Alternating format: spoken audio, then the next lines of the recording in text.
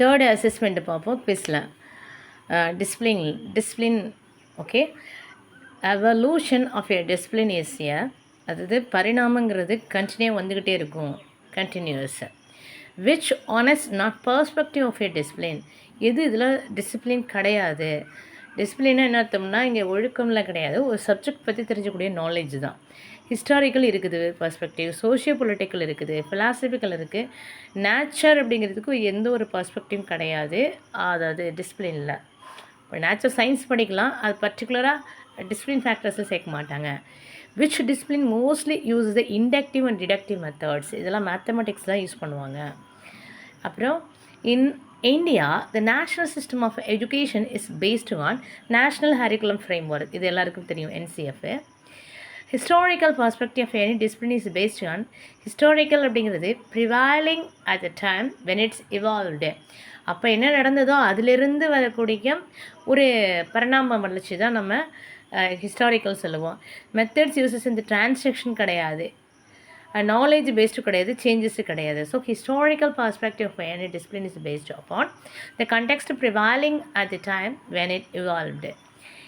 Next, putting example and illustrations from economics, politics, science and geography while teaching history is an example of interrelationship with the social science within the discipline. Social science குள்ள தான் இது இருக்குது. Next, which one is most appropriate statement of the learning language? Learning languageல நம்ம வந்து pronunciation, grammar கற்றுப்போம், ஆனால் அது maximum of the appropriate statement என்னென்னா, language learning helps the learners to understand the concept used across the curriculum வழியாக கற்றுக்குறாங்க. ஓகேவா, அதுதான் இம்பார்ட்டன்ட் மீனிங். அதாவது எல்லாமே உண்டு, இது வந்து என்னென்னா appropriate statement. It only helps the learners to understand the particular language. ஆமாம், லாங்குவேஜை அண்டர்ஸ்டாண்ட் பண்ணிப்பாங்க. Learning languages it helps to understand the specific terms used in the language. சில terms எல்லா லாங்குவேஜில் இருக்கும், அண்டர்ஸ்டாண்ட் பண்ணிப்பாங்க, it's okay. Language of the learning only helps the learners for correct use of the grammar and pronunciation. அதுவும் right தான். இங்கே கேட்குறது appropriate particular language.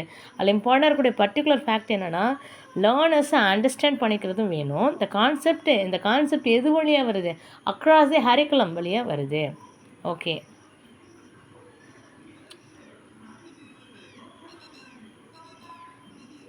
Mathematics is called, மேத்தமேட்டிக்ஸுங்கிறது ஃபார்முலாவும் இருக்கும், டெரிவேஷன் இருக்கும், நம்பர்ஸும் இருக்கும், ஆனால் கிளாஸ் கல்ச்சர் லாங்குவேஜ் கிடையாது.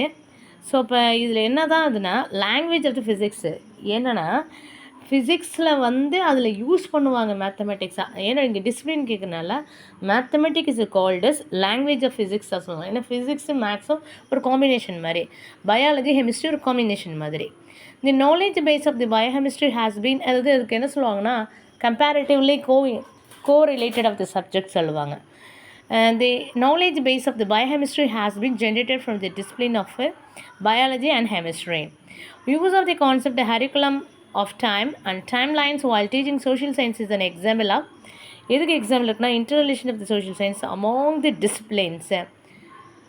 Actually within the discipline கிடையாது. Use of the concept the calculation of the time, அதாவது டைம், அப்புறம் டைம்லைன்ஸ்லாம் டீச்சிங் சோஷியல் சயின்ஸில் மீன் பண்ணுறோம் இல்லையா. இதெல்லாம் என்னென்னா inter relation of the social science among, அதாவது அதோட மத்தியில் இருக்கும், அது உள்ளெல்லாம் இருக்காது. உள்ளே இருக்கிறதுங்கிறது science, social science, political science கிடையாது.